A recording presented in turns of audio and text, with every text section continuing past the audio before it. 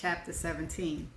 Dana found her reintroduction to sex after a year-long absence thrilling. Over the next week, she and Sean met as often as they could. Sean, who had moved in with his mother after his marital breakup, rented a room in a motel on Phillips Highway, the old US 1, Tuesday after work, which allowed Dana to get home to Brittany by 7:30. While Dana enjoyed the illicit nature of their rendezvous, she didn't care for the shabby surroundings. When she hesitantly shared her feelings with him, he suggested, "What about your place?" "Of course not. My daughter is there." "I'm talking about when she's in school. I can take a longer lunch hour." Dana thought about it and decided it was better to be with Sean in her own bed than at that awful motel where the sheets were clean but the carpet was so filthy she didn't even want to walk barefoot on it. "Don't do it, Dana." Sean came over on Thursday for an hour of bliss. "Can you get away on Saturday?" he asked. "Let's go out for some dinner and then get a room, someplace nice." Dana immediately brightened. There'd been just one blight on her rapturous mood, something she tried not to think about but found herself lingering on in spite of her best efforts. Sean's suggestion made her think that maybe she just imagined it after all. "I should be able to get away, but not for the whole night. The latest my babysitter works is midnight." Dana and Sean kissed in his Eclipse, still parked in front of her house like two teenagers who didn't want the evening to come to an end. But it was 10 minutes to 12, and she had to get Tina home by midnight or else risk losing her babysitting services. "I had a wonderful time," she said shyly. They had a quick informal dinner at the Loop in San Marco, then got in a room at the Radisson Riverwalk. "Me too. What you doing tomorrow?" "Maybe going to the beach." Actually, Dana had definite plans to bring Brittany and Cece, 3 older girls, to the beach, but Sean didn't have to know that. "Good idea. It's supposed to go up to 94 degrees tomorrow. Which beach do you go to?" "Jack's." "All right, I'll catch up with you sometime before the day is over." Dana went stiff. That sounded awful final. Wasn't he going to walk her to the door? She hesitated a moment before realizing Sean wasn't making any move to get out of the car. She considered saying something playful to remind him of his manners, but couldn't come up with anything that didn't sound like a rebuke. Still, it bothered her.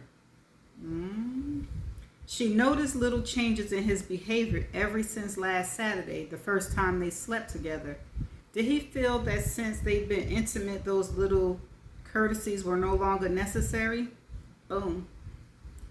"Good night," she said, opening the door. She could hear the car's motor running in the stillness of the night. At least he didn't drive off the minute she got out. At her door, she turned and waved before going inside. Only then did he put on the car lights and pull away from the curb. She wondered if he was going back to the hotel. She didn't remember him turning in his key. It was still early. He probably had something like 11 hours before he had to be out, so it probably did make sense for him to get his money's worth. Dana rested the heavy igloo cooler on the sand. It held a dozen cans of sodas. "All right," she said to the 4 children, who had thrown down the items they were assigned to carry and were already stripping to their swimsuits. "I want everybody to put on some sunscreen before going in the water. No one goes out past chest level. You guys are used to swimming in the pool.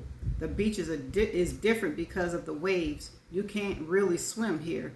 Keep an eye on where you are. The currents will push you down the beach. Just remember the lifeguard should be straight ahead. And most important, I want you to stay together. Brittany and Josie, you two are the oldest. Watch out for Monet and Gabby, okay?" "All right, Miss Dana," Josie said easily. Would you look out for Vanessa, Mommy?" Brittany asked. Dana glanced around at the dense crowd. "Yes, but there's still an awful lot of people out here. I don't know how you expect to find her." She said this is the part of the beach where her father always takes them. Dana, not sharing her daughter's optimism, merely shrugged. In an instant, all four of the kids were running toward the water, leaving her alone. She set up her beach chair and its matching umbrella, then straightened up the old faded quilt that lay on the sand. She even folded the towels the kids had thrown down so carelessly. Next, she fiddled with the portable radio, changing it from hip-hop station Brittany always listened to something easier on her ears. Then she had nothing else left to do, and she knew she could no longer put off what she dreaded. The swimsuit Dana wore beneath her t-shirt and shorts was a far cry from skimpy bikinis she had worn at 18 or 20. The skirt and modest scoop front and back necklines covered her as much as a tank top and shorts would. The simple act of undressing in public made her uncomfortable. She knew it was silly, but she imagined that the eyes of everyone in the vicinity were glued to her. She pulled off her shorts with one quick yank, managing to simultaneously lower herself into the low-slung beach chair without losing her balance. The shirt came off after she sat down.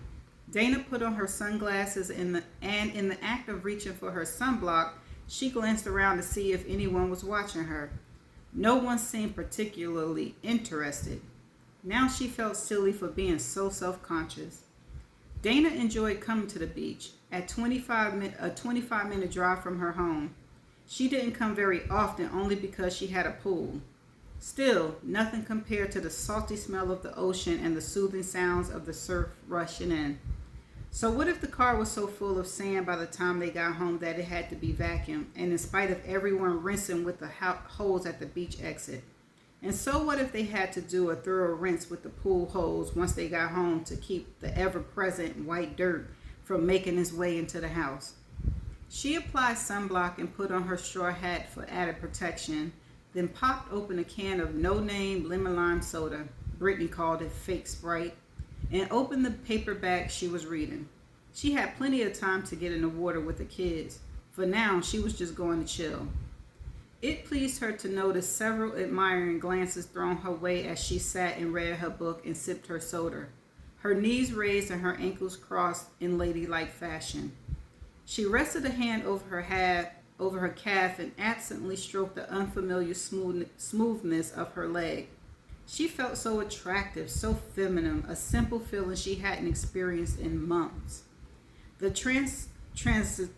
transitory glances from strangers were only a small contribution of her gratification. Most of it came from the way Sean made her feel last night. Just thinking about it made her toes curl and sent a little shiver through her upper body. She wondered what he was doing right now. He said he would call her, and the female in her hoped he called before she arrived home. She didn't want to give him the impression that she never left the house. Then again, she mentioned the possibilities of going to the beach, so she might not hear from him until the evening, when he could be fairly certain she'd be home. She leaned back to get an unobstructed view of the shoreline. She rather liked Neptune Beach, a little further north. Although crowded, it didn't have the wall-to-wall people found at Jack's Beach, nor did it have the loud music and sometimes raucous behavior found at its neighbor to the south, which had more bars in its vicinity. She'd probably come to this section from now on. It was easy to keep an eye on the children. All four girls wore bathing caps, which made them stand out among the swimmers. Brittany never objected to wearing the cap when she swam at home, but she usually balked at wearing it in public, insisting that no one wore bathing caps anymore. Fortunately, Cece was just as adamant about protecting her daughter's hair from the elements as Dana was about Brittany's, and seeing that the Ballard sisters and Monette Rivers wore caps kept Brittany from whining. The four girls were far from the only black females on the beach wearing bathing caps, and in Dana's opinion, the Olympic-style caps they wore were far more becoming than the old-fashioned type with chin straps the others wore. Long hair was the trend nowadays, which was probably why Brittany, unlike Dana at that age, had never asked to cut her hair. It reached to her shoulder blades, and she usually wore it in a ponytail. The caps fit snugly on the sides, but there was enough room in the back to accommodate all but the longest and thickest heads of hair. After an hour and a half in the water, the children returned, their appetites whetted by the salt air. Sandwiches, potato chips, pickles, and cookies were consumed, and soda was gulped down, followed by an hour's worth of sand sculpting. When they went back into the water, Dana went with them. She loved the surf, but not as much as the youngsters. I'm going to dry off, she told them after about 45 minutes. Back in the chair, she peeled off her bathing cap and combed the flatness out of her hair. She could feel the sand inside her suit where it had landed after standing up against repeated waves, and she suddenly wished she could take a shower right here and now. She'd give the kids another half an hour, and then that would be it. She couldn't stand feeling the scratchy sand all over herself and didn't know how the kids dealt with it. She likened it to toddlers running around happily with a load in their diapers, but of course it had been many years since any of them were toddlers. She indulged in some people watching instead of returning to her book. There were plenty of size 4 bikini-clad blondes types lying on blankets soaking up the sun, some on their stomachs with their tops untied to avoid those pesky tan lines. The over 35 set was generally like Dana, more covered up, at least the females. Men, on the other hand, didn't seem to care if the world saw their beer bellies hanging awkwardly over the front of their trunks. Then there was the woman who was with a large group including several children. Perhaps she didn't have a bathing suit, or maybe it had become too small since the sister was plump. At any rate, she was swimming in a pair of dark shorts and a white heavy cotton t-shirt, which in its wet state stuck to her firm breast like a second skin. It wasn't as bad as those lightweight fabric shirts where every bump of the aureola were outlined, but it nevertheless left little to the imagination. The woman didn't seem to care about her revealing silhouette as she frolicked in the surf. Dana rolled her eyes, thinking that it truly did take all kinds of people to make a world. The black couple a few yards to the right was a stark contrast to the wet t-shirt. They looked like they belonged in an ad for cigarette or beer. The woman was light-skinned with a short brown ponytail, wearing an orange mallet cut dangerously low in the back. Dana couldn't see the man too well. He seemed to delight in going underwater and pulling a woman down on top of himself. He wore goggles, not a bad idea considering how salty the water was. When Dana tired of looking at the other beachgoers, she knew it was time to go home. She stood up and tried to catch the kids' attention by waving to them, but their backs were to her. She walked down towards them, her feet and ankle getting wet as the tide rushed in. "It's time to go," she called when she had their attention. She waited for them to come out the water, then brought up the rear. As she turned, she saw the couple from down the beach, who had been pushed by the tide closer to where she stood. The man removed his goggles, letting them dangle around his neck from a rubber strap. Good Lord, it was showing. No, he didn't. He knew she was going to the beach. That particular beach. Okay. He crazy. Dana turned her head quickly. He hadn't seen her, and she didn't want him to. Less than 12 hours ago, they had been wrapped in each other's arm, and now he was with another woman. Was this his wife? Someone else? What was going on with him anyway? She rushed back to the blanket, careful to keep her back to the ocean. "All right, let's pack up and get out of here. Everybody, get your stuff, carry the same things you brought in." She watched impatiently as the girls began shaking out the towels. "Don't worry about getting all the sand out, just take them. We'll shake them when we get home. That's why I brought all those garbage bags, so we can just stuff them in and put them in the trunk. Let's go." Dana sneaked one last glance at Sean and his companion. They were leaving the water, and he was carrying her in a sickening display of affection. Because of the way the woman had her arms around his neck and her face turned, Dana could only see a partial profile. Her jaw set in a hard line. No wonder he had asked her which beach she went to. He had this outing planned and didn't want to run into her. What? Okay. Same beach. But how okay. Oh, look, there's Vanessa, Brittany exclaimed. She immediately began running to her friend. No way was Dana going to stick around for an embarrassing confrontation with Sean. We're leaving, Brittany. You can say hello and then come on. I'll expect you over by the hose in 2 minutes. Dana called after her. Then she turned to Cece's daughters. Come on, girls, let's go. One by one, Dana sprayed her 3 charges with the hose the city provided, rinsing them thoroughly, then turned it on herself, pulling her swimsuit out with one hand to get the sand off her skin. She turned around. No sign of Brittany, and it had been nearly 10 minutes. Doggone it, she told Brittany to make it quick. She come to this beach in the first place because Brittany wanted to catch up with Vanessa. No, that wasn't fair. She couldn't blame this on Brittany. She should be grateful for if she'd gone to Jack's beach like she planned, she never would have known Sean's duplicity. Oh, she didn't go to the beach. She told him. Last night he made love to her, and this afternoon he was with another woman. Josie, she said, I want you all to stay right here with our stuff. I'm going to get Brittany. Don't move, all right? All right, Miss Dana. Dana took off in search of Brittany. Her footsteps felt clumsy because of the soft sand. She spotted Brittany and started heading in that direction when she noticed the woman in the orange mallet sitting up and leaning forward. Sean lay behind her and was rubbing something, probably sunscreen, into the skin of her back. She couldn't bring herself to keep moving and stopped where she stood, wanting to get a better look at Sean's companion. The woman shifted position, leaning back with her arms outstretched behind her. She looked up and met Dana's gaze, then gasped in shock. Is it Mitchie?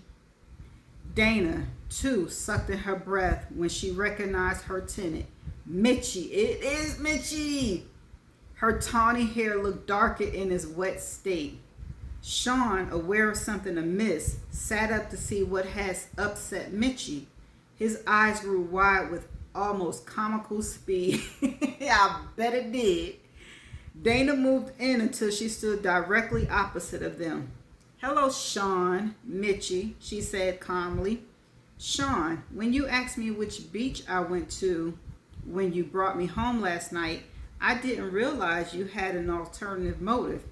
But it just so happens that my daughter asked me to come to this beach so she could meet up with her friend. She forced a smile. Surprise, surprise. You'll excuse me now. I have to get my daughter because we're leaving. Oh, and by the way, Mitchie, she added sweetly, your lease isn't being renewed. Bye-bye now. She walked off, savoring their shocked expression. That's the end of chapter 17. Okay, we're getting somewhere. We're getting some drama up in this book. Okay, I ain't mad at it. So, Sean and Mitchie. Did Mitchie know about Sean? Because Sean haven't been to the house. We don't know, because Mitchie messy. I don't know if Mitchie knew about Sean and just went after him, or if Sean knew about Mitchie. Well, then Sean was at Dana's house. I don't know. I hope the rest of these chapters address how Sean and Mitchie found each other, and you know what it is. And then, so Dana honestly shouldn't be treating Mitchie that way unless Mitchie knew. But she don't know, so how you gonna say her lease is not renewed all because you was sleeping with Sean? But Sean was not divorced yet while you was dating, while you doing what you do with him. So you mad that how? Oh, okay, Dana. Do you, boo? Be mad at Mitchie, be mad at Sean, but you need to only be mad at Sean because Sean is the one that's not telling you the truth. Okay, y'all. There was no words that I didn't know the definition. I may have stumbled over some words, but I knew what I was saying. So there won't be no definition video. So I will see you in chapter 18. Bye now.